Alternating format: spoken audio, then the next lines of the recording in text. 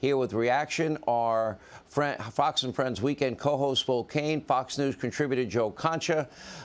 Joe, the way the media is going to cover this race, how do you see it? Because obviously they hate Trump, but they're now showing they hate DeSantis too, and they hate basically anybody that is a Republican, and they will try to slander, smear, besmirch all of them.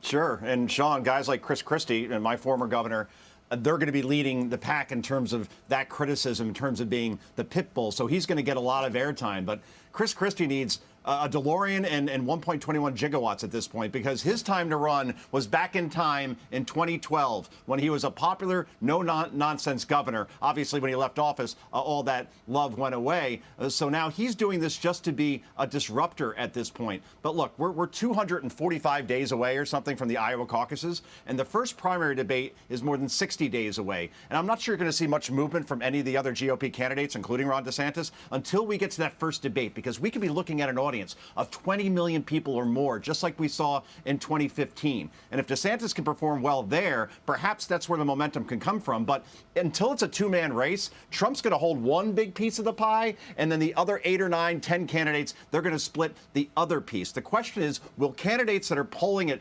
3%, 4% hang on through Iowa, New Hampshire, Nevada, South Carolina, or will they do the right thing and drop out since they have no shot? And then we'll really see for the first time the contrast between Trump and DeSantis. And maybe then DeSantis has a puncher's chance. But when you see 31-point lead right there, boy, it's hard to see the guy who got 74 million votes in 2020, somehow that lead dissipating to a point where DeSantis is a true threat as it stands right now, Sean. You know, Will, I have no problem giving airtime to any of the candidates who want to come on and give their point of view. But I'm looking at Chris Christie. He left office as governor of New Jersey, 13% approval rating, 14% in another poll. And I'm looking at this and I'm saying, okay, you're only getting in this race because you hate Donald Trump and want to bludgeon Donald Trump. I don't see Chris Christie actually wanting to run and win the nomination. He views it as his role to be the enforcer and to attack Trump. You know what? That's not a very inspiring agenda, and I don't even know if I'm interested in facilitating or listening to, you know, him babble on when he left office with nobody in New Jersey even liking him. Yeah, like you, Sean, I'm interested in hearing from almost every candidate. I want to hear what their case is to make America a better place tomorrow. But I honestly, Sean, don't see a path for any of the alternative candidates to Donald Trump, and that includes Ron DeSantis.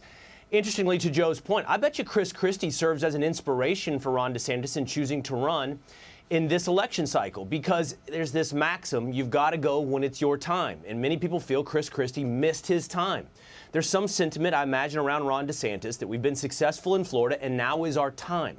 But the public doesn't seem to be buying it, Sean. And right now, I don't see anything, including, you know, Joe's right, we don't know what could happen in a debate. But if I'm just putting my bets down on the table, I don't think a debate's going to change the calculus on this polling. We've seen Donald Trump in debates. He wins debates. So the only thing that I can explain for anyone's path, including Christie or Pence, is they're expecting some potential bomb to drop. I don't know what that could be, Sean. An investigation. Who knows what it may be, because Donald Trump has survived all of those as well.